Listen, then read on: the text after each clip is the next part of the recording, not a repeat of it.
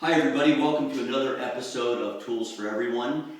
Today we're going to make a little break from our usual tool review, and I want to talk to you today about hammers, and a very practical tool and a very necessary tool.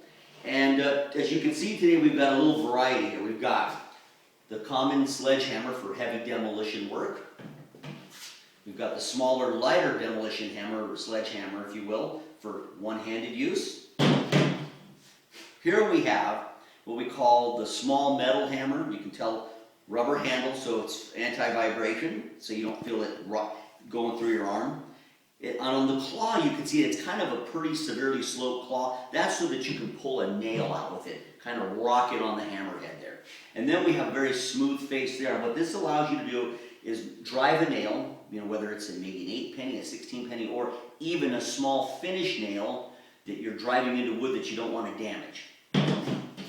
And here we have what we call the finish hammer. Lightweight, pretty small, light wood handle. Probably the best to not feel any vibration. And again, like the small metal hammer, it has a severe claw so that you can pull nails out without too much problem. And again, as you'll notice on the claw or on the hammer face, it's very smooth. And again, the reason for this is done is that you do not damage the wood you're working on. When you're working on finished wood, crown molding, baseboard, trim, casing, you don't want a lot of hammerhead marks in there. It makes for a really unprofessional and bad job. Let's go to the what we call the framing hammer.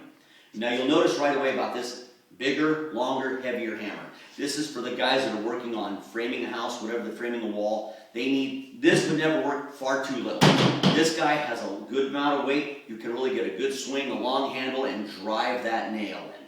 And you'll notice also that the claw on it is not very severe. The reason for that is oftentimes guys, when they're moving 2x or 2x4, 2x6s around for framing, they will literally take this claw and hit and dig into the wood and pick the wood up, carry it. You would see how using this would be pretty hard to do that.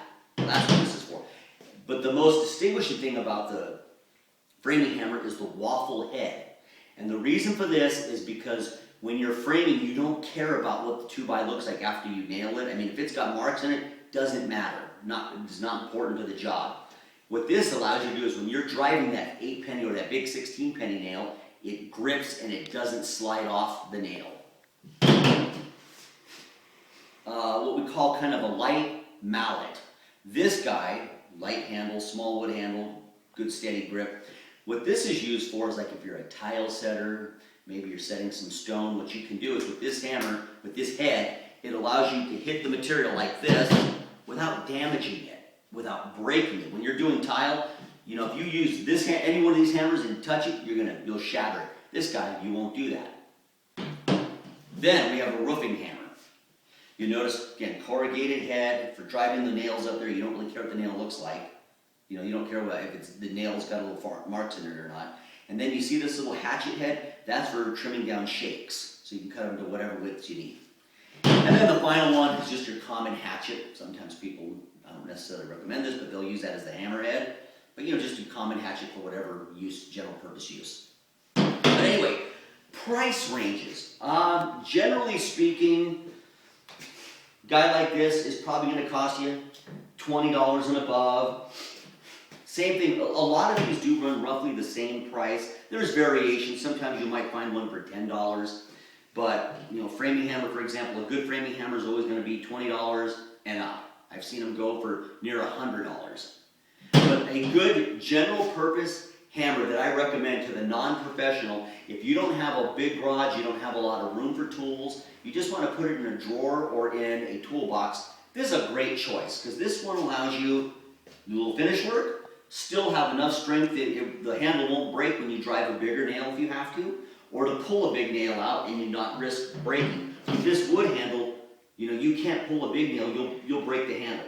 This guy, you won't. This is a really good all-purpose hammer, and if you homeowner and you want to make a choice on one, great option. You're probably going to pay $20, $25 for this guy, but I'll tell you, you won't find a better tool, more commonly used tool in your arsenal, maybe outside of some duct tape. But anyway, I hope this kind of gives you a good overall view of hammers and maybe a good idea of, hey, I'm not a professional, what hammer should I be using to do my work and what would be a good hammer? If you have any questions or comments, please feel free to post them in the comment area and I'll do my best to get back to you.